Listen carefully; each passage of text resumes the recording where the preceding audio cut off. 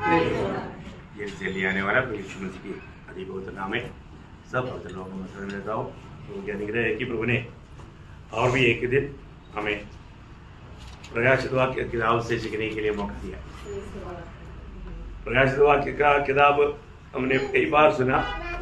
यह किताब को बहुत लोग पढ़ना नहीं चाहता क्योंकि इसमें क्या है, बहुत से सिंबल्स है। 10 सिंह वाला एक शेर समुद्र से उतरा है, क्या समझेगा? मतलब ऐसा बहुत से बातें सुनने के टाइम पर लोगों को समझेगा नहीं, इसलिए उसको जाने की सोचेगा। लेकिन ये किताब के जैसा हमें इतना आशीष देने वाला और कोई किताब है ही नहीं। बाइबल में सभी श्रेष्ठ बातों से मैं आपको बोलता हूँ, बाइबल में 63 किताबों में सिर्फ यही एक किताब है जिसकी प्रभु ने खुद विभाजन करके दी। बाकी हम लोग विभाजन करके सीखता है, परंतु यही एक किताब है कि प्रभु ने ही उसको 3 भाग में बांट करके सिखाया है ना। उसमें हम लोगों ने 2 बात का आखिरी भाग आज देखने जा रहे हैं, है ना। जो अब है, जो था हमने वो देखा, और जो अब है वो बात का आखिरी बोलेगा तो 7वां मंडली की बात, लवोदिकिया मंडली की बात, है ना। सच में मैं एक बात आपको बताना चाहता हूँ, लोग वचन सुनता है और जो जितने लोग वचन ग्रहण करता है उसके जीवन में कुछ बात दिखेगा। एक बड़ी बात, आज लोग वचन सुनते हैं, ज्ञान प्राप्त करते हैं, लेकिन उसको ग्रहण नहीं करता, मतलब उसके अनुसार उनके जीवन में बदलाव नहीं दिखता, उससे भी कोई फायदा नहीं। प्रभु हमें अगर वचन सिखाया है, हमें उसके अनुसार जीना है, और ऐसा जीवन नहीं है तो बहुत बड़ा धोखा का बात है। खास करके अभी हमने 6 मंडली के बारे में देखा कि हर एक मंडली को प्रभु आखिर में बोलता है जिसका कान है हो, तो इसका मतलब क्या है कि ये कान लगाकर सुनने वाला बात है, बहुत गौरव का बात है, और विजयियों के लिए वायदा है। प्रियो, अपने आप को परखा, कितने लोगों ने परखा? अभी ये 6 मंडली के बारे में हम लोगों ने सीखा, कितने लोगों ने प्रभु की उपस्थिति में ये बात को परखा कि आज मैं एक विजयी जीवन बिताता है कि नहीं, प्रभु का दृष्टि में मेरी अवस्था क्या है, कितने लोगों ने परखा होगा? आप लोग जरूर देखना। और हमने इन बातों को सीखने के बाद अगर हमने नहीं परखा तो भी हम लोग एक प्रकार का धोखा में। तो प्रभु को धन्यवाद हो। आज हम लोग लवोदिकिया मंडली के बारे में, इस आखिरी मंडली का बात नहीं, उससे बढ़कर आज हमारा जो मंडली की अवस्था है वो अवस्था भी बताने वाला एक मंडली है, लवोदिकिया मंडली। तो इसलिए लवोदिकिया मंडली के बारे में हम देखेंगे प्रकाशित वाक्य 3 अध्याय उसका 14 से 22 तक होता है। लवोदिकिया की कलीसिया के दूत को यह लिख, जो अमीन और विश्वास योग्य और सच्चा गवाह है और परमेश्वर की सृष्टि का मूल कारण है, वह यह कहता है कि मैं तेरे कामों को जानता हूँ कि तू न तो ठंडा है और न गर्म। ठीक है, पूरा पढ़ लो, एक बार पूरा पढ़ लो, 22 तक पढ़ लो। भला होता कि तू ठंडा या गर्म होता, इसलिए कि तू गुनगुना है और न ठंडा है और न गर्म। मैं तुझे अपने मुंह में से उगलने पर हूँ। तू कहता है कि मैं धनी हूँ और धनवान हो गया हूँ और मुझे किसी वस्तु की घटी नहीं, और यह नहीं जानता कि तू अभागा और तुच्छ और कंगाल और अंधा और नंगा है। इसीलिए मैं तुझे सम्मति देता हूँ कि आग में ताया हुआ सोना मुझसे मोल ले कि तू धनी हो जाए, और श्वेत वस्त्र ले ले कि पहनकर तुझे अपने नंगेपन की लज्जा न हो, और अपनी आंखों में लगाने के लिए सुरमा ले कि तू देखने लगे। मैं जिन से प्रेम रखता हूँ उन सबको उलाना और ताड़ना देता हूँ। इसलिए सर गर्म हो और मन फिरा। देख, मैं द्वार पर खड़ा हुआ खटखटाता हूँ।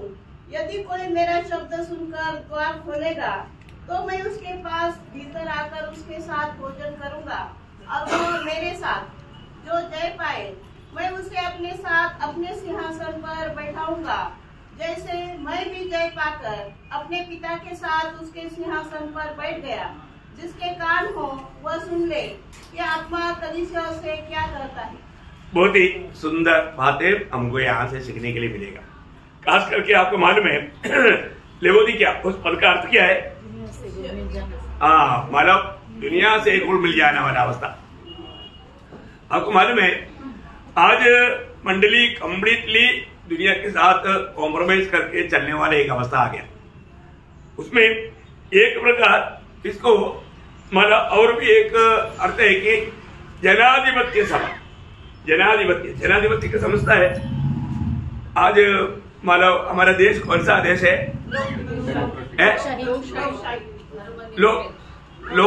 मतलब लोकशाही, लोकतंत्र, हाँ लोकतंत्र, डेमोक्रेसी, लोकतंत्र। मंडली डेमोक्रेसी नहीं, लोकतंत्र नहीं। मंडली मतलब क्या बोलते हैं उसको? एकाधिपत्य में डिक्टेटरशिप, एकाधिपत्य बोलेगा तो एक राजा और उसके मतलब हुकूमत, क्या बोलते हैं? राजशाही, हुकुमशाही, हाँ करेक्ट, हुकुमशाही हो सकता चलेगा, राजा का ऑर्डर। ऐसे भी नहीं, मंडली परमेश्वर का अधिकार के नीचे। मंडली कभी भी, मतलब क्या है? लोकायत नहीं। अभी मेरे को उसका मैंने बहुत ढूंढा, मुझे शब्द नहीं मिला। मंडली लोकायत नहीं, एकाधिपत्य नहीं, परंतु दैवाधिपत्य है, दैवाधिपत्य। मेरा ये ट्यूनिंग समझेगा आपको? मतलब प्रभु का कंट्रोल में है, प्रभु का कंट्रोल में होना चाहिए, है ना। इसलिए अपने मंडली में कोई कमेटी नहीं है, अपनी मंडली में कोई चुनौती नहीं, ये सब बात दुनियादारी की बात है। तो प्रभु का अधीन में, प्रभु की ओर से चुना हुआ लोगों के द्वारा चलाए जाने वाला मंडली आज बहुत कम है। ये बहुत बड़ी बात है। अभी प्रभु मंडली का दूतों को नियुक्त करता है, ये एक बहुत गंभीर बात है। तो सबसे हमारा अनोखा बात है वही, इसमें बहुत अच्छा रीति में इसका सही प्रकाश पाने वाले लोग इस पीढ़ी में बहुत कम नहीं। प्रभु को धन्यवाद देता है। तो अभी इस मंडली आखिरी मंडली है, आप सबको मालूम है ना। इस मंडली के साथ प्रेषित पौलुस को अच्छा मानव नाता था या अच्छा पहचान था, क्योंकि पौलुस का मंडली के लिए पत्र लिखने के टाइम पर कोलोसियों के पत्री में 2 बार खास करके इस लेवोदिकिया मंडली के बारे में 2 बार उड़ाकर कहता है। मतलब कोलोसियों उसका 2 अध्याय का 1 वचन। मैं चाहता हूँ कि तुम जान लो कि तुम्हारे और उनके लिए जो लेवोदिकिया में है और उन सब के लिए जिन्होंने मेरा बस जो लेवोदिकिया में है, देखा है ना, उसका 4 अध्याय का 16 वचन। जब यह पत्र तुम्हारे यहाँ पढ़ दिया जाए तो ऐसा करना कि लेवोदिकिया की कलीसिया में भी पढ़ा जाए। देखा, बोलेगा तो लेवोदिकिया मंडली के साथ पौलुस को एक अच्छा एक नाता था। तो यहाँ पर हम लोग देखते हैं कि इस मंडली को प्रभु अपने आप को एक विशेष रीति में प्रभु अपना परिचय कराता है। शुरुआत में हम लोग उसका 14 वचन वापस पढ़ना।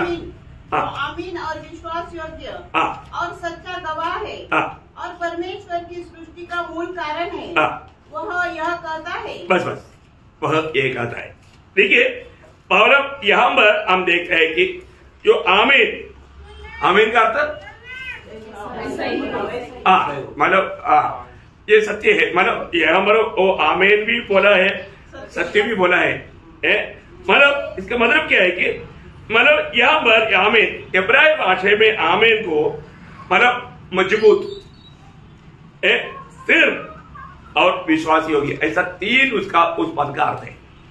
इब्रानी भाषा में आमीन को मजबूत और स्थिर और विश्वासी होगी, ऐसा 3 अर्थ इब्रानी भाषा में। तो यहाँ पर हम साधारण रीति में हम देखते हैं कि आमीन या सच्चाई, वो सच्चाई मतलब एक वो बात सत्य है, ऐसा देखेगा तो सच्चाई कौन है? फिर मतलब मजबूत कौन है? यीशु मसीह है ना। स्थिर कौन है? यीशु मसीह है। विश्वासियों की कौन है? सब यीशु मसीह है। तो यीशु मसीह एकमात्र सच्चाई है ना। ये सच्चाई के बाहर एक सच्चाई ढूंढना सबसे बड़ा धोखा है। यहाँ पर आपको सबको मालूम है, यूहन्ना मानव 14 अध्याय का 6 वचन में प्रभु यीशु मसीह ने ये दावा किया, सत्य में हूं, सत्य में ही हूं। ये बहुत बड़ी बात है। प्रभु के बाहर सच्चाई नहीं। इसका मतलब प्रभु में रहना, प्रभु को जानना और प्रभु के राह पर चलना, वो सत्य पर चलने वाला है। तो यहाँ पर एक विशेष बात है नया नियम की मंडली के लिए, प्रभु ने जितना भी वायदा दिया हमारे लिए, दूसरा कोरिन्थी उसका पहला अध्याय का 20 वचन, दूसरा कोरिन्थी पहला अध्याय उसका 20 वचन, क्योंकि परमेश्वर की जितनी प्रतिज्ञा है ये सब उसी में हाँ के साथ है। देखा, सभी बातों में हाँ है, बोलेगा तो हाँ में नहीं, बोले तो हर एक प्रतिज्ञा वो सब हाँ है, हाँ है, मतलब ये होगा, ये पक्की बात है।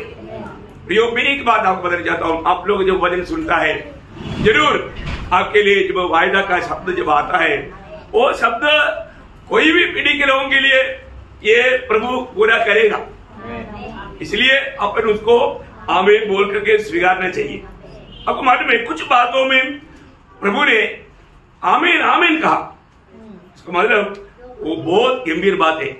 ऐसा बात नए नियम में खास करके मैं एक बात आपको बताना चाहता हूँ, सिर्फ यूहन्ना का सुसमाचार में, यूहन्ना का सुसमाचार को खूबी आपको मालूम है, प्रभु यीशु मसीह की ईश्वरत्व को प्रकट करने वाला एक किताब है। उसमें 25 बार आमीन आमीन करके कहा हुआ है। मैं एक बात आपको बताना चाहता हूँ, इतना जो आमीन आमीन करके कहा हुआ जो शब्द है, आप लोग पढ़ करके ज्यादा ध्यान करना, क्योंकि उस पर बहुत गौर है। प्रभु ने एक बार भी आमीन बोला तो बहुत हो गया, और तो आमीन आमीन बोल दिया उसका बहुत सीरियसनेस है, उसका बहुत गौरव है।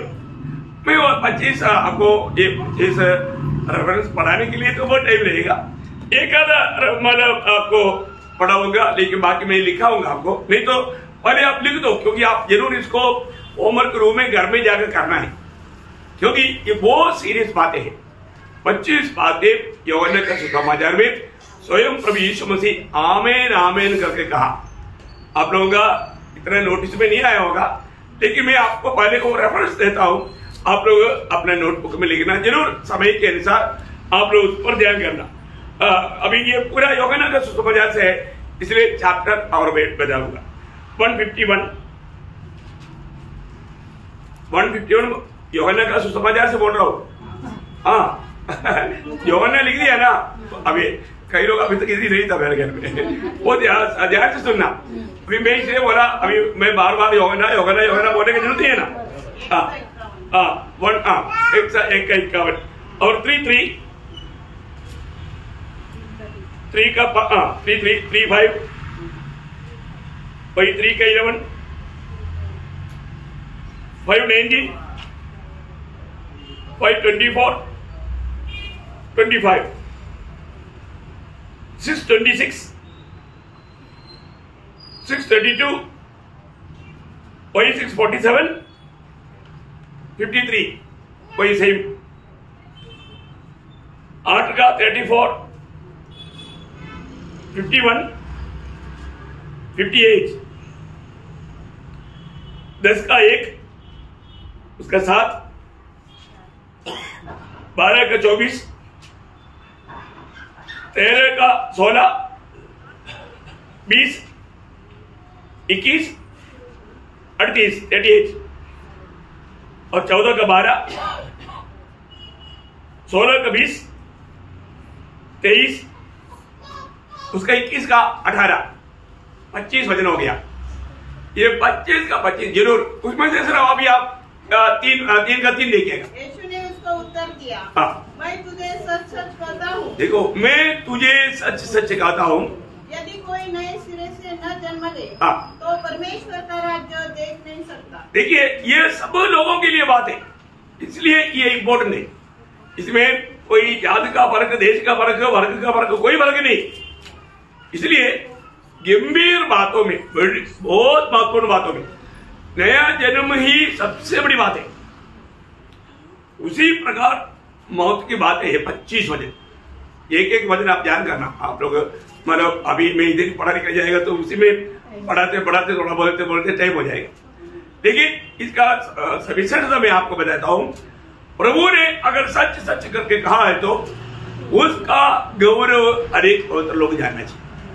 आप लोग जरूर होमवर्क रूम में करेंगे करके मैं आग्रह करता हूँ। तो अभी प्रभु के वचन में हम लोग देखता है कि प्रभु यीशु मसीह ही वो सच्चाई है, आमीन है ना। जब यूहन्ना अभी जो है आप पढ़ना यूहन्ना पहला अध्याय का 14 वचन। और अनुग्रह और सच्चाई से परिपूर्ण होकर देखा वो सच्चाई से परिपूर्ण था। तो सत्य या आमीन और यीशु मसीह, सत्य या आमीन वो यीशु मसीह है। अभी उसका 14 अध्याय के अभी आपने बोला सत्य मैं हूं करके प्रभु ने कहा। उसका 18 अध्याय का 37 यूहन्ना 18 अध्याय का 37। उसने उससे कहा तो क्या तू राजा है? यीशु ने उत्तर दिया तू कहता है कि मैं राजा हूँ। मैंने इसलिए जन्म लिया और इसलिए संसार में आया हूँ कि सत्य की गवाही दूं। सत्य की गवाही दूं। देखो सत्य की गवाही देने के लिए आया क्योंकि वो सत्य है, वो सच्चाई है, कोई गवाही दे सकता। इसका मतलब प्रभु यीशु मसीह का दुनिया में आने का उद्देश्य के बारे में पिलातुस को प्रभु गवाही देता है। तो प्रभु का बारे में हमारा प्रभु कैसा प्रभु है ये जानना, हम उस प्रभु का संतान है। प्रभु सत्य है ना। पुराने नियम में भी हम देखते हैं प्रभु के बारे में। जब अनुवाद का किताब उसका 32 अध्याय उसका 4 वचन का 20 पाठ में सच्चा ईश्वर है। देखो परमेश्वर सच्चा है, वो झूठ नहीं बोल सकता। पढ़ने उसका आगे वह सच्चा ईश्वर है, उसमें कुटिलता नहीं, उसमें कुटिलता नहीं, वो धर्मी और सीधा है। देखो वो धर्मी और सीधा है, वो सच्चा है, सत्य परमेश्वर है ना। हमारा परमेश्वर का अनुवाद में दूसरे की जगह पर उसका 7 अध्याय का 9 वचन में उसका शुरुआत में लिखा है वो सत्य परमेश्वर है। क्या? इसलिए जान कर कि तेरा परमेश्वर यहोवा ही परमेश्वर है, यह विश्वास योग्य ईश्वर है। ऐसा ही लिखा, विश्वास योग्य लिखा। लेकिन वहां पर आना चाहिए था सत्य परमेश्वर है। Okay no problem. तो विश्वास योग्य बोलेगा तो भी वहां पर एक प्रकार अर्थ सत्य निकलता। तो सबसे बड़ी बात प्रभु सत्य परमेश्वर है और प्रभु की ओर से आया हुआ वचन भी सत्य है। प्रभु की ओर से प्रभु झूठ नहीं बोल सकता। उसको मानो उसका सारा वचन दूसरा शामुएल उसका 7 अध्याय का 28 वचन, दूसरा शामुएल उसका 7 अध्याय का 28 वचन। अब हे प्रभु यहोवा तू ही परमेश्वर है और तेरे वचन सत्य है। देखा तू ही परमेश्वर है और तेरा वचन सत्य है। सत्य है। अभी आपको सबको मालूम है प्रभु के मुंह से निकला हुआ वचन, इसी कारण हमको वचन को कितना गौरव देना। ये सत्य वचन है, ये वचन हमसे क्या कहता है हमें जानना चाहिए। जो व्यक्ति प्रभु का वचन को स्वीकारा वो व्यक्ति जिम्मेवारी को लेगा। आज बहुत लोग आत्मीय जीवन में जिम्मेवारी नहीं लेता। जिम्मेवारी लेना बहुत बड़ी बात है। वो व्यक्ति ने वचन को अपनाया, इस बात का कोई चिन्ह है। तो सबसे बड़ी बात या परमेश्वर के बारे में, उस परमेश्वर सत्य परमेश्वर है। जब यशायाह उसका 65 अध्याय का 16 वचन में, यशायाह 65 का 16 वचन, तब सारे देश में जो कोई अपने को धन्य कहेगा वह सच्चे परमेश्वर का नाम लेकर, बस वो सच्चा परमेश्वर का नाम लेकर। परमेश्वर कैसा है? सत्य परमेश्वर, सच्चा परमेश्वर का नाम लेकर आशीष देगा। मानो वो सच्चा परमेश्वर। कितने बड़ी बात है प्रिय। हमारे जीवन में हम लोग जिस पर विश्वास किया वो कोई झूठा बात नहीं, वो एकमात्र सच्चाई है। वो एक उसके बाहर सच्चाई है ही नहीं।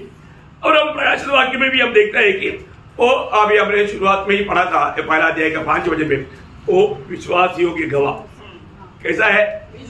विश्वास योग्य गवाह।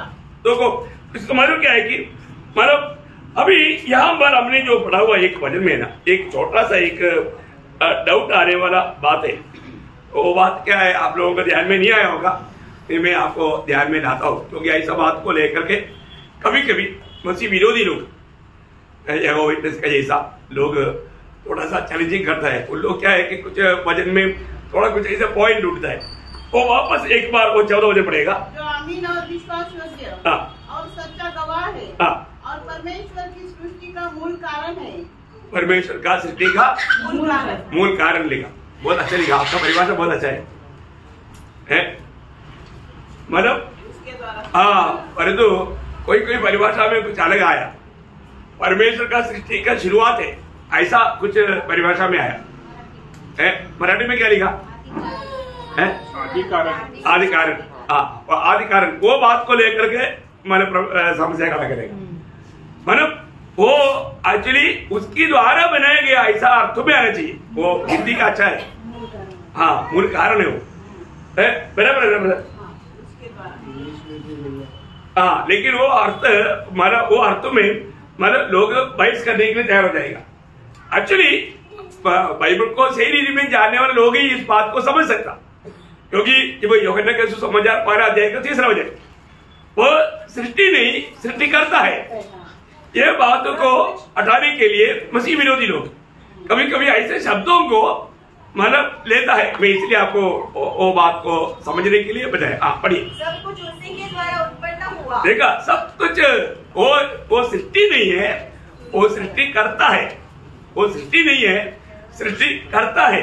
एक शब्द को मतलब लेकर के परिभाषा में आने वाला कुछ ऐसे बातों को लेकर के लोग कभी कभी मतलब जो समझदार नहीं है उनको फंसाने की कोशिश करता। फिर वही बात पड़ोसियों के पत्र में हम स्पष्ट करके समझा सकता है।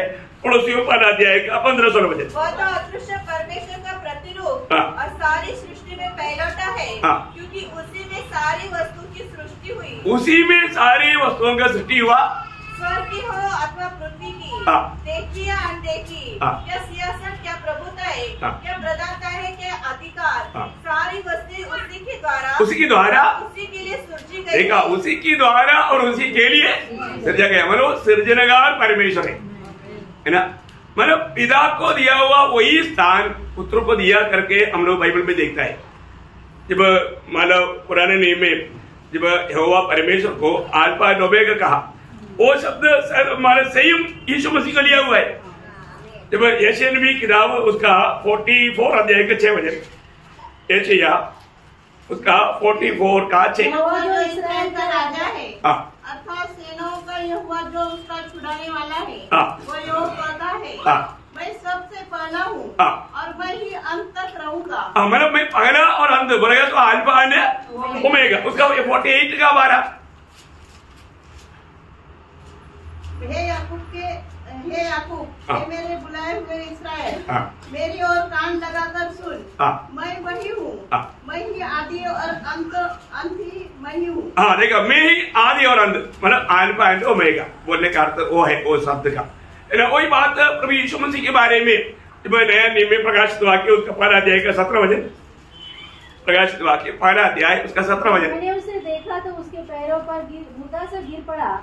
उसने मुझ पर अपना दाहिना हाथ रखकर कहा, मत डर, मैं प्रथम और अंतिम, देखा, प्रथम और अंतिम और जीविता हूँ बोलेगा तो वो सही पिता को बना हुआ वही शब्द यीशु मसीह के बारे में। वही बात 21 का 6, प्रकाशित वाक्य 21 का 6, फिर उसने मुझसे कहा, ये बातें पूरी हो गई है, मैं अल्फा और ओमेगा, आदि और अंत हूँ। देखा, मैं अल्फा एंड ओमेगा या आदि और अंत है। उसका 22 का 13, मैं अल्फा और ओमेगा, पहला और अंतिम। मतलब बोलने का अर्थ प्रभु यीशु मसीह स्वयं ये दावा करता है, तो इसमें कोई संदेह नहीं कि वो स्वयं परमेश्वर है। कई बार लोग बोलता है यीशु मसीह ने कभी कहा है क्या? अभी यहूदी लोग बार बार यीशु मसीह को क्यों दोष लगाता था? वो अपने आप को परमेश्वर कहता पर तो आज बहुत लोग बात को नहीं समझ पाता, क्योंकि वो लोग अपने बुद्धि के अनुसार ढूंढता है। प्रभु ने कहा, देखिए कहा हुआ शब्द को वो लोग नहीं समझता आज के लोग।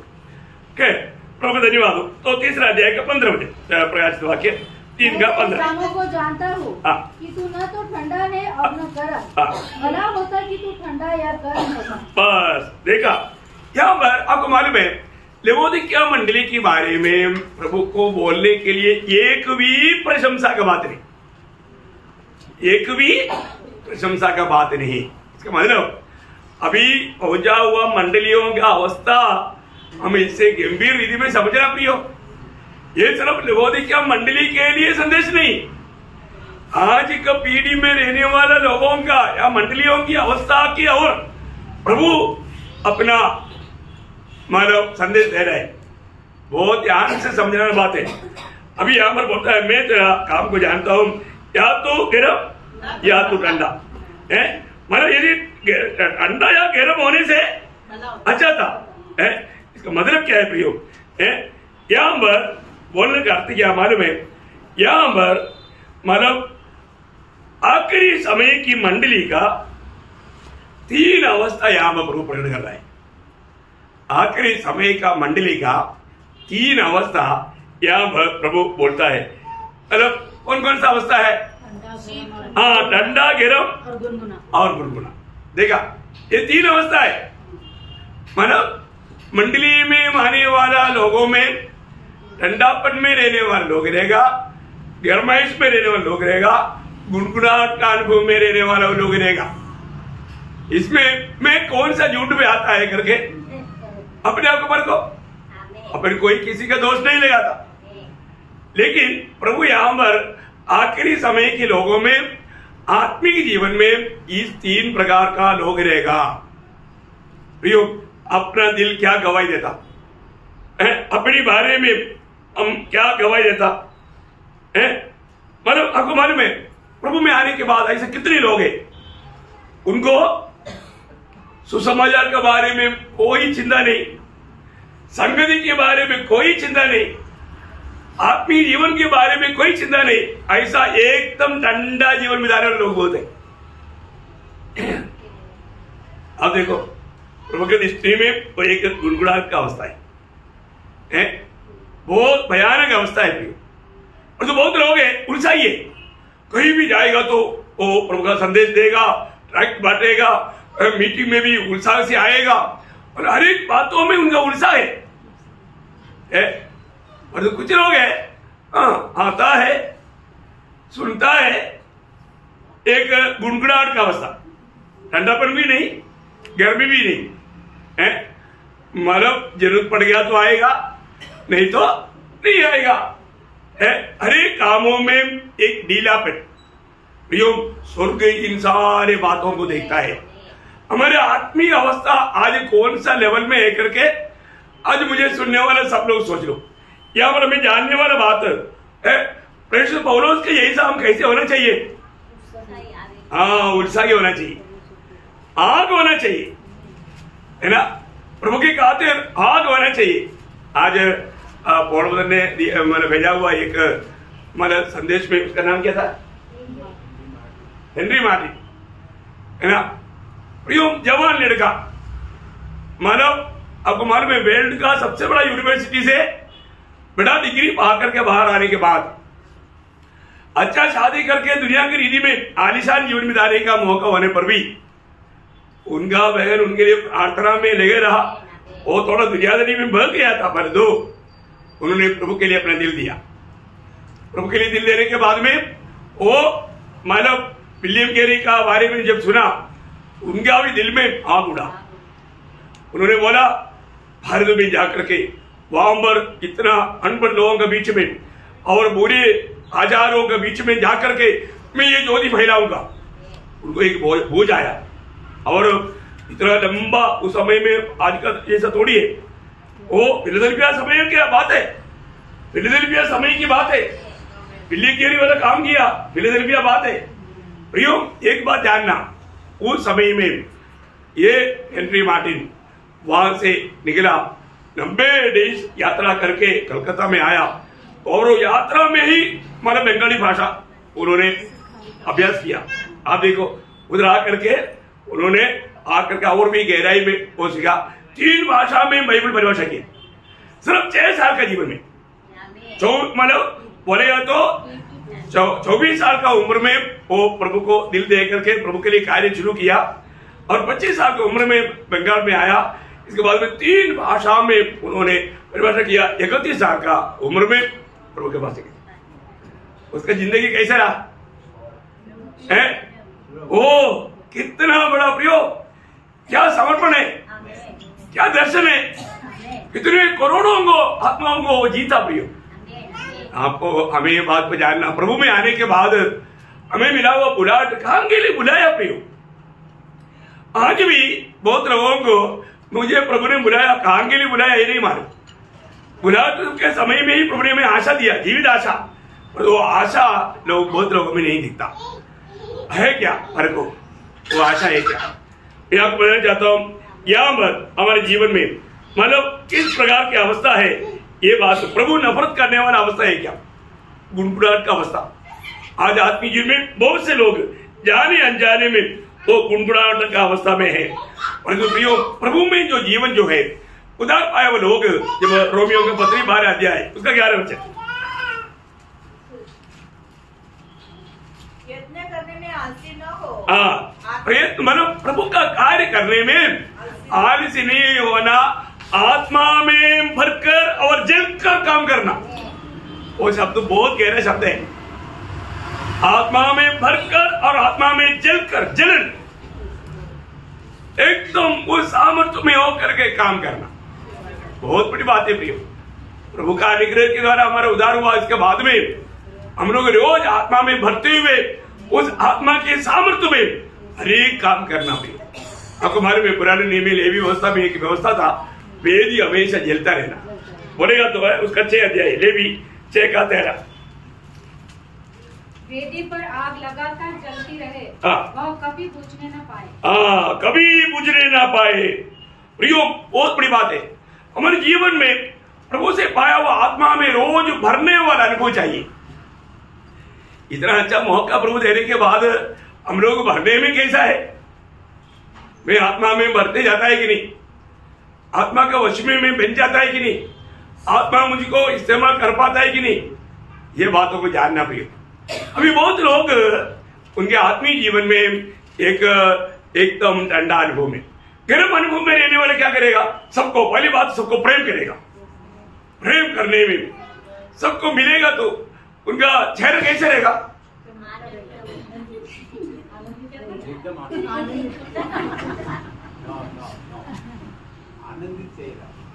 ऐसे रहेगा। कोई भी मिल गया तो उदास ही चेहरा। तो लोगों को मालूम ये इतना उदास क्यों है? आत्मा में नहीं। आत्मा में होता क्या होता? आनंद चेहरा रहेगा उसका, वो चेहरे पर देखने में तृप्त हो जाता। कई लोगों के चेहरे में देखने से संतुष्ट हो जाता है, कई लोगों के चेहरे देखने से मालूम पड़ता है कुछ तो गड़बड़ है भाई। तो हमारा होश उठ जाता, देखने वालों का होश उठ जाता। ऐसा होना चाहिए प्रियो। प्रभु के लोगों के चिन्ह क्या? इतना तो चलो प्रियो, प्रभु में आ गया जगन्नाथ 13 का 35 क्या बोला? प्रभु ये दुनिया हमको जानने का एक चिन्ह है। जगन्नाथ 13 का 35, यदि आपस में प्रेम रखोगे तो इसी से सब जानेंगे कि तुम मेरे चेले हो। देखा मतलब प्रियो, ये बहुत बड़ी बात है। अरे एक लोग हम एक दूसरे को प्रेम देने के लिए हम लोग मतलब खर्चदार है ना। जब रोमियो के पत्री में पौलुस बोलता है 13 अध्याय 8 बजे, रोमियो 13 अध्याय 8 बजे, आपस में प्रेम को छोड़ और किसी बात में किसी की कर्जदार न हो, क्योंकि जो दूसरे से प्रेम रखता है उसी ने व्यवस्था पूरी की है। प्रियो, आपस में प्रेम को छोड़कर हमें प्रेम देने में हम मतलब कर्जदार है। हम दूसरे को जितना प्रेम देना चाहिए दे नहीं पाया। क्या समझा है? देता है क्या? इतना प्रेम देना चाहिए देता है? प्रेम देने में भी हम कमजोर। प्रेम का भंडार हमारे पास है, फिर भी हम प्रेम नहीं देता। इतना दुखदायी बात है प्रियो। हमें प्रेम देना है प्रियो, हमें प्रेम देना। हर एक काम का तक क्या करना वो आपको मालूम है। पहला कुरिन्थियों 16 अध्याय का 14 वचन। ये वचन बार बार क्यों मैं बताता हूँ, आपका दिल में वो लिख जाए है ना। पहला कुरिन्थियों 16 का 14 क्या बोलता? जो भी करता है प्रेम से करो, प्रेम कम होने नहीं देना। पत्रोस बोलता है, पहला पत्रोस उसका पहला अध्याय उसका 22 वचन का भी पाठ।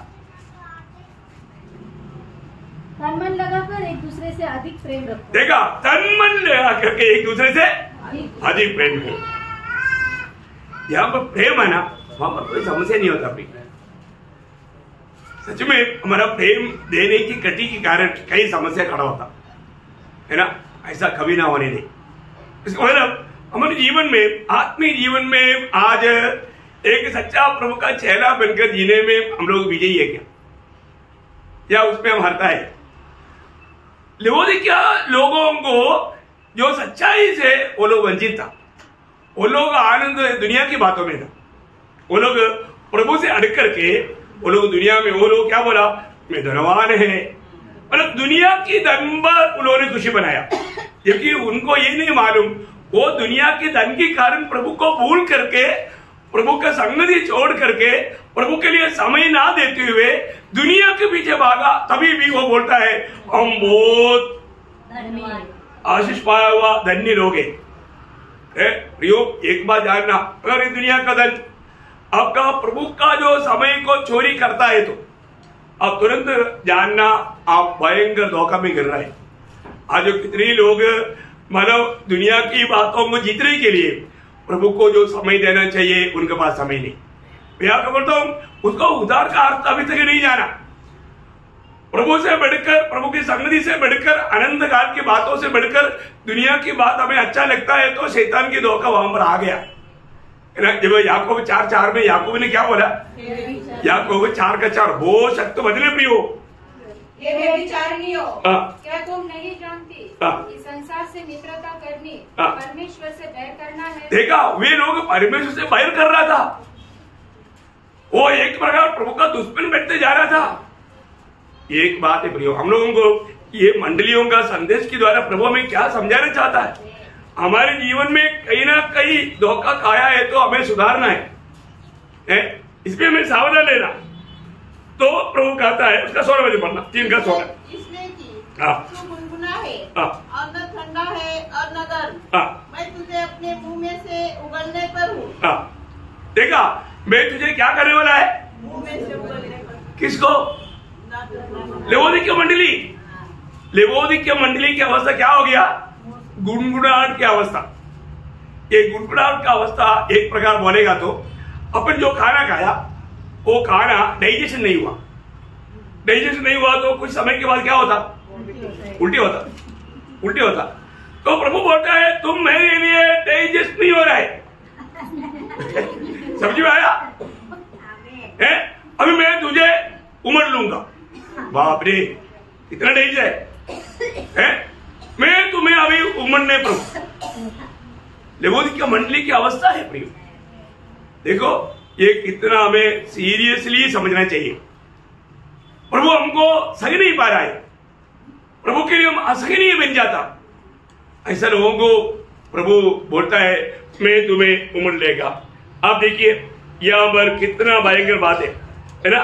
उसका अभी 17-18 बजे मरना। तू कहता है कि मैं धनी हूँ और धनवान हो गया हूँ और मुझे किसी वस्तु की घटी नहीं, और यह नहीं जानता कि तू अभागा और तुच्छ और कंगाल और अंधा और नंगा है। इसीलिए मैं तुझे सम्मति देता हूँ कि आग में काया हुआ सोना मुझसे मोल ले, कि तू धनी हो जाए, और श्वेत वस्त्र ले ले कि पहनकर तुझे अपने नंगेपन की लज्जा न हो, और अपनी आंखों में लगाने के लिए सुरमा ले कि तू देखने लगे। हाँ देखो प्रियो, एक सत्य चेतावनी ये मंडली को प्रभु देता है। हमें इन बातों को थोड़ा अच्छा ध्यान से समझना चाहिए, ध्यान से समझना चाहिए। देखिए अभी इन लोगों को अपना आत्मीय अवस्था कैसा है करके मालूम नहीं। वो सोचता है कि हम बहुत आत्मीय लोग हैं, उनका ओरिजिनल अवस्था प्रभु के दृष्टि में कैसा है करके ये लोग नहीं जानता। वो एक ऊंचा दर्जे में, अभी आपको मालूम है, मतलब प्रभु यीशु मसीह जब दुनिया में आया उस समय में शास्त्री वरीयों की अवस्था था, ये लवोदिकिया मंडली का बहुत लोगों का अवस्था। क्या बात है मालूम है? उन लोग, अभी एक आपको याद होगा प्रभु ने एक दृष्टांत कहा था। एक बार एक फरीसी और एक चुंगी लेने वाला मंदिर में प्रार्थना के लिए गया। अभी वो मतलब फरीसी की अवस्था पूरा क्या है, मैं बहुत ऊंचा लेवल का व्यक्ति हूँ, मैं बिल्कुल प्रभु का राइट हैंड हूँ। भरे का मतलब क्या है ना, सही प्रियो, आज इस पीढ़ी के लोगों में मतलब प्रभु के वचन का उपदेश हमारा बहुत मालूम है, और उपदेश के अनुसार का जीवन नहीं। यहां पर गड़बड़, आज बहुत बातें सिखाया जाता, बहुत बात सीखता, लेकिन मानता ही नहीं।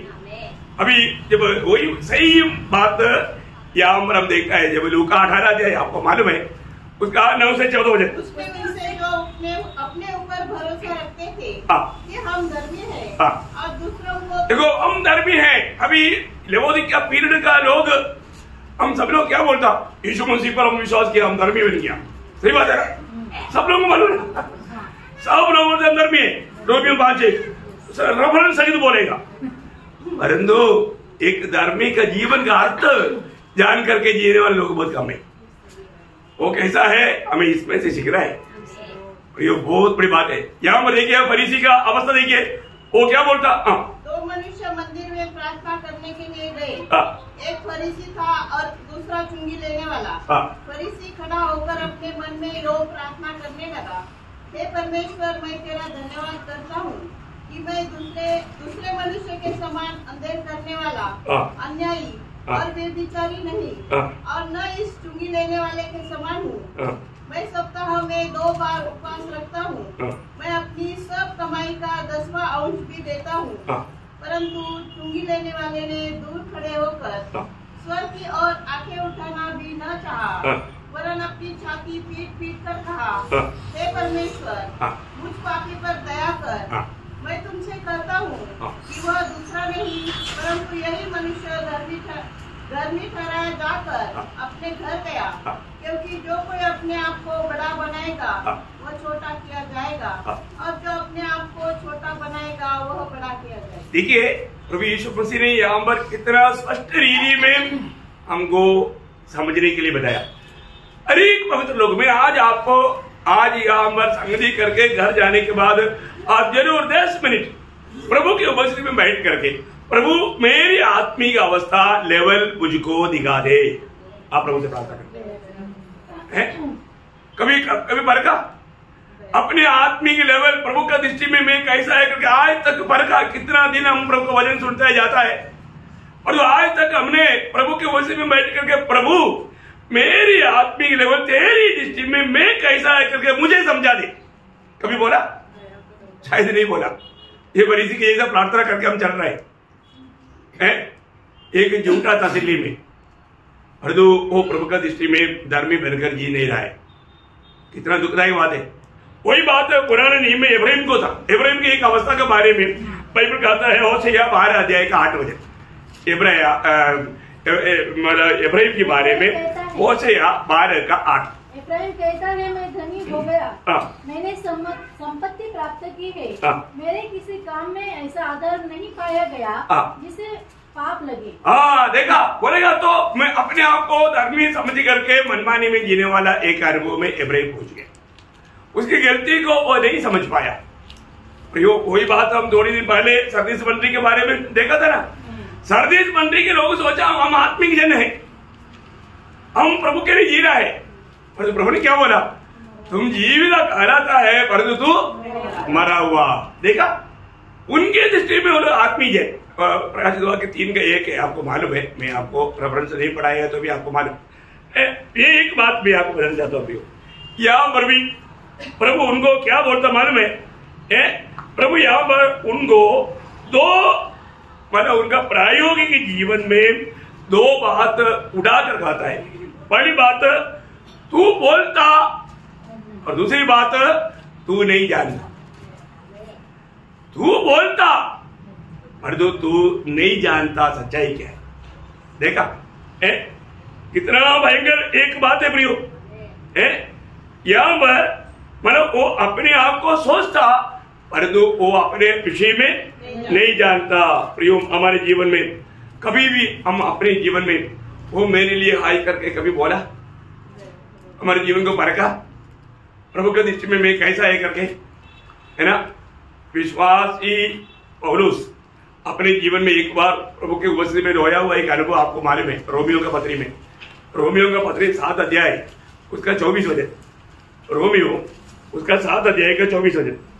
मैं कैसा अभागा मनुष्य हूँ, मुझे इस मृत्यु की देह से कौन छुड़ाएगा? देखा मैं कैसा और हो रहा है, मैं कैसा अभागा मनुष्य हूँ। देखा इस मृत्यु की गुलामी में रहने वाला इस शरीर से मुझे कौन छुड़ाएगा? प्रियो हमारे जीवन में हमें मिला हुआ ये जिंदगी, ये बहुत मूल्यवान जिंदगी है। इसको सही रीति में प्रभु की राहों पर ले चलना हमारा कर्तव्य है। प्रभु में आने के बाद में भी आज भी बहुत लोग प्रभु को दुनिया के मतलब के लिए रखता है। ऐसा होना चाहिए है? दुनिया पाने के लिए मेरे को प्रभु में विश्वास जरूरी है। ऐसा है तो अपन बाकी जाति के लोगों से भी गजे गुजरा है ना। आपको याद है पहले गुरुदी 15 अध्याय उसका 19 वचन, यदि हम केवल इसी जीवन में मसीह में आशा रखते हैं तो हम सब मनुष्य से अधिक अभागे हैं। सब मनुष्य से अभागी है। प्रियो, हमारे जीवन में प्रभु रोज हमें बुलाता है। आज लोग कितना तकलीफ सह करके दुनिया को पाने के लिए कष्ट तकलीफ सब उड़ाता है, परंतु जीवन की बातें, अनंतता की बातें प्राप्त करने के लिए प्रभु के निकट नहीं आता। और प्रभु ये सब मुफ्त में दे रहा है, किसी से कोई दाम नहीं लेता है ना। जब यशायाह नबी किताब उसका 55 अध्याय उसका 1-2 वचन पढ़ना। और सब प्यासे लोगों पानी के पास आओ, और जिसके पास रुपया न हो तुम भी आकर बोल लो और खाओ। दाख मधु और दूध बिन रुपए और बिना दाम ही के आकर ले लो। देखा, प्रभु हमें मुफ्त में सब देने के लिए बुला रहा है। और जो प्रभु की उपस्थिति में जाने के लिए हमारे पास वक्त है। कई लोग बोलने पर बोलता है हमें बहुत प्रभु के प्रति भूख और प्यास है, देखिए क्या करें, देखिए क्या करें। सच में भूख प्यास है नहीं है। जिसको सच्चा दिल से भूख प्यास है प्रभु उसका दिल जानता है। प्रभु उसके लिए मार्ग खोलेगा, प्रभु उनके लिए सहायता करेगा। पर तो ये सब वोटों में है, पर तो दिल से नहीं। प्रयोग हम दिल से नहीं है तो दिल से ऐसा अभिनय नहीं करना। प्रभु के लिए कोई भी काम असंभव नहीं। जो सच्चा दिल से प्रभु का खोज में है प्रभु को मिलेगा और प्रभु उसके लिए मार्ग खोलेगा। आज हम में से कितने लोग जैसे ईयोब ने गवाही दिया, प्रभु मुझे परखेगा तो मैं कैसे बाहर आएगा।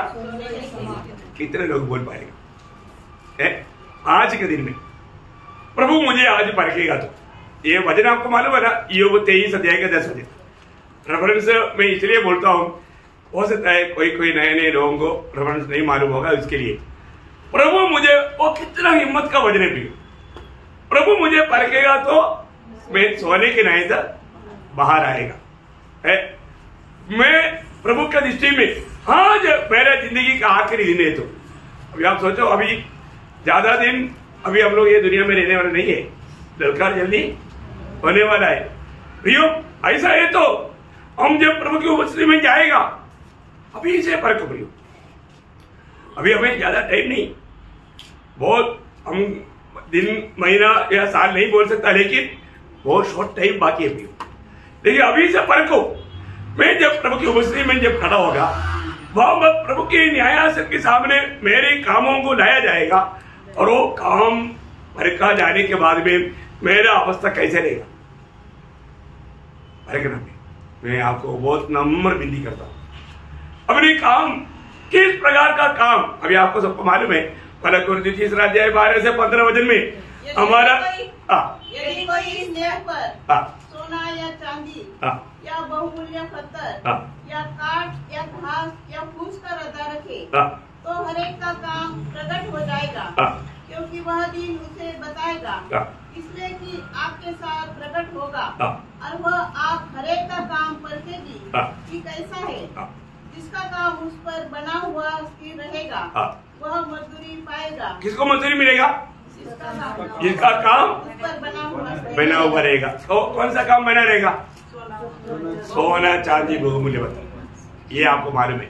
प्रियो, मनुष्य का या जो प्रभु में नहीं उधार नहीं पाया, इवन उधार पाने के बाद में भी सही प्रकार प्रभु को महिमा देने के लिए नहीं किया हुआ हरेक काम वो प्रभु के सामने एशिया 64 का चेक उस मैले चित्र के समान ही वो सब जलकर नष्ट हो जाएगा। वो सीरियस बात है प्रियो। आत्मीय जीवन में हमारा आत्मीयता को दिखाने के लिए हमने जो भी काम किया, दूसरे के सामने प्रशंसा पाने के लिए अगर हमने दिल से चाहते हुए कोई भी काम किया वो सब जल जाएगा। सिर्फ प्रभु का महिमा चाहते हुए, प्रभु की आत्मा की प्रेरणा में प्रभु को महिमा देते हुए किया हुआ सिर्फ काम, वही हमें प्रतिफल का कारण मिलेगा। मैं आपको बताना चाहता हूं, शायद ऐसा कितना काम हमने किया होगा, पर को नहीं तो आगे के दिनों में उस प्रकार काम करना पड़ेगा, क्योंकि प्रभु अपना वचन के अनुसार, ये वचन के द्वारा न्याय है। वो कितना भयंकर बात है। हमें उस दिन प्रभु से प्रशंसा पाना है तो हमें ये वचन के अनुसार हमें कार्य करना है, और ऐसा नहीं किया तो यहाँ पर लवोदिकीया मंडली का प्रभु उसका दूर दिशा 5 अवस्था बताता है। कितना बोलता? 5 अवस्था। आप लोग थोड़ा रुक करके पढ़ना, उसका 17 वचन, 3 का 17 वचन अभी जो हमने पढ़ा था। तू कहता है कि मैं धनी हूँ और धनवान हो गया हूँ और मुझे किसी वस्तु की गति नहीं। वो जाने दो आगे। इसलिए मैं तुझे सम्मति देता हूँ। अभी देखो, प्रभु कहता है, प्रभु उनकी 5 गति बताता है, ध्यान से सुनना है। प्रभु ये बात मेरे से तो नहीं कह रहा है, इसलिए परखने के लिए मैं आपको बोल रहा हूँ। 5 बात लवोदिकीया मंडली का या इस पीरियड में रहने वाला भक्तों का अवस्था, ये 5 अवस्था वो दुखदायक बात है। अभी थोड़ा रुक के पढ़ना है सिस्टर। इसलिए मैं तुझे सम्मति देता हूँ कि आग में ताया हुआ सोना। नहीं, तू कैसा है? ऐसा वो पढ़ना, वो कौन सा 17 है ना? और यह नहीं जानता कि तू अभागा। बस रुको सिस्टर, अभी एक शब्द रुक के पढ़ना, मैं आपको उसका बारे में बताना चाहता ना। पहली बात, तू यही नहीं जानता। प्रभु के लोग ये बात को जानना प्रियो। क्या बोलता है? तू अभागा। क्या बात है? अभागा बोलेगा तो उसका अर्थ क्या है?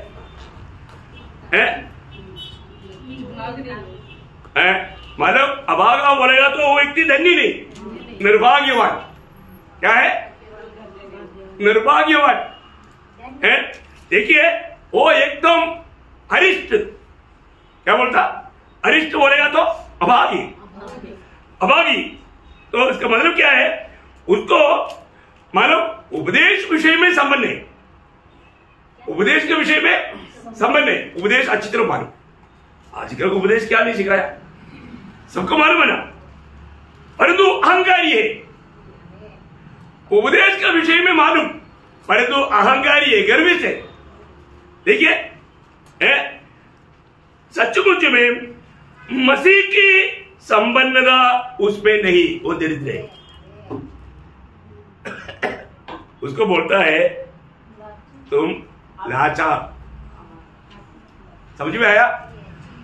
उपदेश के विषय में वो बहुत अच्छा जानकारी बोल करके घमंड में बैठा हुआ है, परंतु वो उपदेश का विषय हमारे जीवन में नहीं है। लवोदिकीया पीरियड का गुण है, सच बात है ना। देखो, ऐसा कोई गुण हमारे जीवन का है, मेरे बारे में तो नहीं बोल रहा है। नंबर 2, तुच्छ बोलेगा तो निकृष्ट। क्या बोले? निकृष्ट। मतलब क्योंकि वो निकृष्ट है, क्योंकि वो नंगा है, अंधा है, लज्जित है। ऐसा अनुभव में, ऐसा अवस्था में कोई नंगा अभी इधर बीच में आएगा तो कितना निकृष्ट है। समझ में आया? लवोदिकीया मंडली के लोग क्या है? मतलब नंगा है, अंधा है, लज्जित है, लज्जा से भरा हुआ अवस्था है, इसलिए वो बोलता है निकृष्ट है। निकृष्ट उसको बोलता है निकृष्ट। समझ में आया? और तीसरा उसका अनुभव क्या है? कंगाल या दरिद्र, है ना? दरिद्र मतलब कारण मालूम में क्या है? मतलब प्रभु यीशु मसीह की उस आत्मिक व्यवस्था में वो लोग कंगाल है, मतलब मसीह को जीने में वो लोग कंगाल है। देखा कितना भयंकर बात है। बात तो नहीं मालूम, ऐसे नहीं मालूम, बहुत अच्छी तरह मालूम, लेकिन मालूम मसीह के अनुभव में और प्रभु की व्यवस्था में, आत्मिक सच्चाई में वो लोग दरिद्र है। इसको बोलता है है। और चारों बात अंधा। देखिए मतलब आत्मिक जीवन में उसका अंदर दर्शन नहीं, आत्मिक आंखें खुला हुआ अनुभव नहीं, आत्मिक आंखें खुला हुआ अनुभव नहीं। आपको सबको मालूम है जब दूसरा पत्रोस 5 अध्याय उसका 9 वचन में हम लोग देखता है और जिसमें ये बातें नहीं वो अंधा है और ढूंढता देखता है और अपने पिछले पापों से दूर कर शुद्ध होने को भूल बैठा है। बोलने का मतलब उसको अपनी अवस्था के बारे में मालूम नहीं। प्रभु का दृष्टि में वो वास्तव में एकदम अंधा जैसा जीवन बिताता। वो बात यीशु मसीह जब दुनिया में आया था उस समय में शास्त्री फरीसियों की अवस्था ऐसे था ना। प्रभु ने 6 बार उनको उठाकर कहा अंधा अंधा अंधा। याद है मत्ती 23 अध्याय में है मत्ती उसका 23 अध्याय का 16 वचन। देखा हे अंधे अगवा उसका 17 वचन। हे मूर्खों और अंधो देखिए किसको बोल रहा है? शास्त्री और फरीसियों को। उसका 19 वचन अंधो उसका 24 वचन अंधे अगुओ और 26 वचन। हाँ क्या बताओ अब देखो उसका 15 अध्याय का 14 वचन।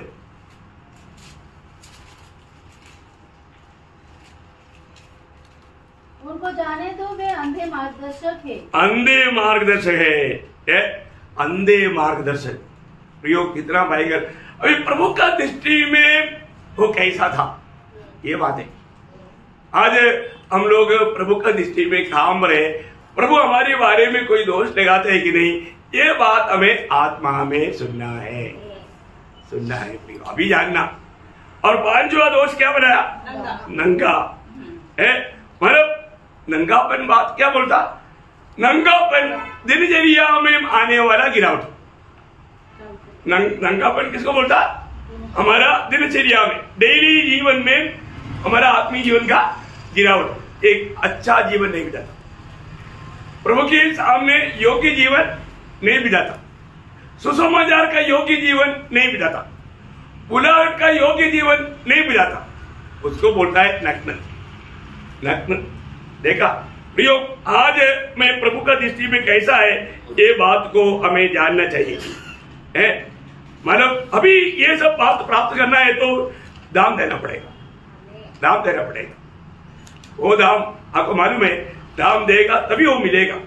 देखिए जब गलातियों 5 अध्याय उसका 6 वचन। मसीह यीशु ने न खतना और न खतना रहित कुछ काम का है, परंतु केवल विश्वास जो प्रेम के द्वारा प्रभाव डालता है। देखा विश्वास है, मतलब यहाँ पर विश्वास एक बहुत बड़ा बात है मसीह जीवन में। ये दान देने से मिलेगा। इसलिए पत्रोस के शब्दों में पहला पत्रोस उसका 1 अध्याय का 7 वचन। इसलिए है तुम्हारा देखा परखा हुआ विश्वास देखा, मतलब विश्वास का परख बहुत मूल्यवान है।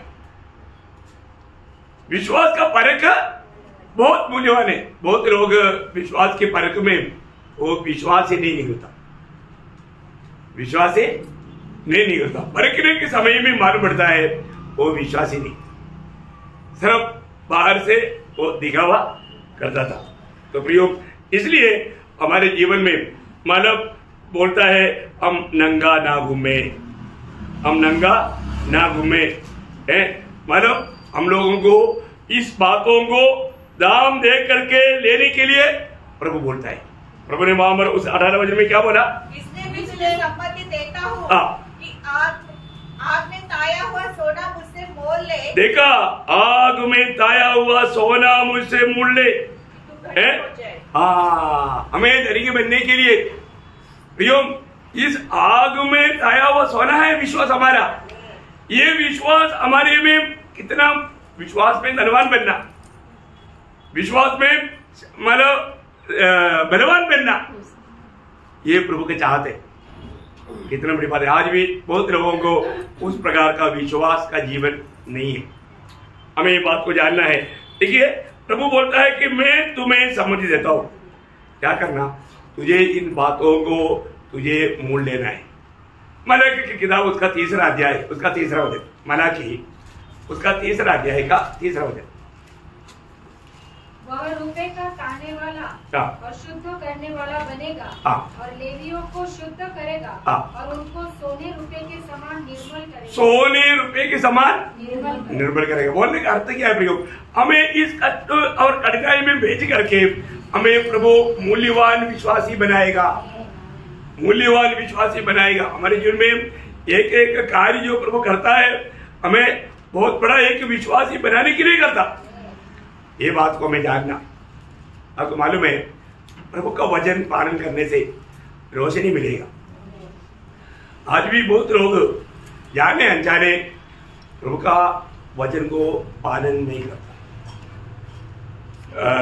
इब्रानियों का पत्री 3रा अध्याय का 7 से जब हम पढ़ता है, वहां पर एक चेतावनी देता है। अर्थात जैसे पवित्र आत्मा कहता है, यदि आज तुम उसका शब्द सुनो तो अपने मन को कठोर न करो, जैसा कि क्रोध दिलाने के समय और परीक्षा के दिन जंगल में किया था। देखो, कई बार जाने अनजाने कई लोग वचन सुनने के टाइम पर अपने दिल को कठोर कर देता। इसलिए क्या होता? उनको वो बात समझ में नहीं आती, वो वचन कार्य नहीं करता। हमारे पास आने वाला वचन हम जैसे पालन करेगा, आपका आत्मीय दृष्टि खुल जाएगी। उसके एक सुंदर दृष्टांत है, जन्म से अंधा व्यक्ति को प्रभु ने जो चंगाई किया। प्रभु ने क्या बोला? उसको धूप से थोड़ा मिट्टी लेकर के आंखों में लगाया और बोला, सिलोआम कुंड पर जाकर के धो लो। अब उन्होंने क्या किया है? उन्होंने गया, धोया, रोशनी पाया।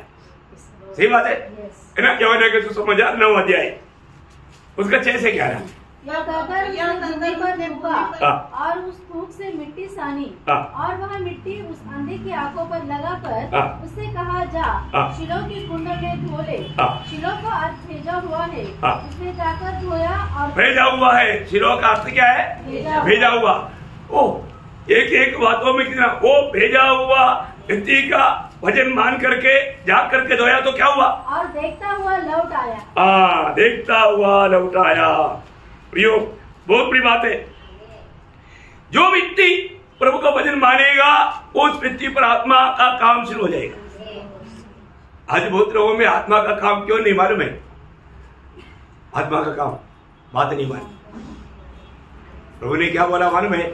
जब वचन में प्रेरितों का 5 अध्याय का 32 वचन, ये वचन वाला बहुत गहरा बात है। प्रभु का बात तो मान, हम इन बातों के गवाह हैं। हम इन बातों का गवाह है। वैसे ही पवित्र आत्मा भी जिसे परमेश्वर ने उन्हें दिया है, जो उसकी आज्ञा मानते हैं। आज्ञा मानते हैं। आत्मा किसको मिलेगा? आज्ञा मानने वालों को। आज्ञा मानने वालों को। बहुत इंपॉर्टेंट बात है। आज्ञा पाया, आत्मा पाया हुआ लोगों का कर्तव्य है आत्मा के अनुसार चलना। आत्मा में उपदेश देगा, आत्मा हमको समझाएगा। प्रभु ने आत्मा हमको क्यों दिया, ये अभिषेक क्यों दिया? पहले यूहन्ना उसका 2रा अध्याय 20 वचन और 27 वचन, ये दोनों वचन पढ़ा। परंतु तुम्हारा तो उस पवित्र से अभिषेक हुआ है और तुम सब कुछ जानते हो। परंतु तुम्हारा वह अभिषेक जो उसकी ओर से किया गया, तुम्हारे जीवन में जो अभिषेक पाया वो अभिषेक क्या काम करेगा? तुम्हें बना रहता है और तुम्हें इसका प्रयोजन नहीं कि कोई तुम्हें सिखाए, वरन जैसे वह अभिषेक जो उसकी ओर से किया गया तुम्हें सब बातें सिखाता है और यह सच्चा है और झूठा नहीं। प्रियो, मानो ये अभिषेक हमें सारे बात बताएगा। आज मंडली को आया हुआ एक बड़ा गिनती आत्मा पाया जाता है, लेकिन आत्मा का कार्य नहीं दिखता। प्रियो, एक गुनगुनाहट का अनुभव बहुत खतरनाक अनुभव है। प्रभु सबसे अधिक नफरत करने वाला एक अनुभव है। आज हम लोग कहां पर आया? प्रभु की उपस्थिति में आया। प्रभु हमारे बीच में है ना? पक्का है? क्या बात है? लवोदिकिया पीरियड में प्रभु अंदर नहीं। प्रभु कहाँ पर है? द्वार पर है प्रभु बाहर है, प्रभु बाहर है। आज हमारे बीच में है ना, क्योंकि हम लवोदिकिया मंडली नहीं, कौन सा मंडली है? फिलाडेल्फिया मंडली, भाईचारे का मंडली है ना। आपको मालूम है वचन को गौर दे करके वचन में रहने वाला मंडली होना। देखिए वचन सुन करके उसको पालन करने के लिए उत्साही होकर के चलने वाले लोग।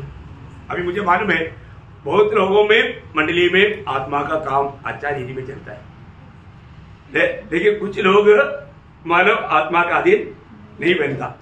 वो तो मानव कौन सा ग्रुप में है, अभी इसका एक रिविजन एक क्लास खत्म होने के बाद में वो करके फिर 4 में जाएगा भविष्य में होने वाला बात।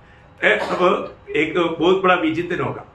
मैं आपको बताना चाहता हूँ आज अभी मैं इसी सत्र वचन में यहाँ पर रुकना चाहता हूँ, समय पूरा होने के कारण।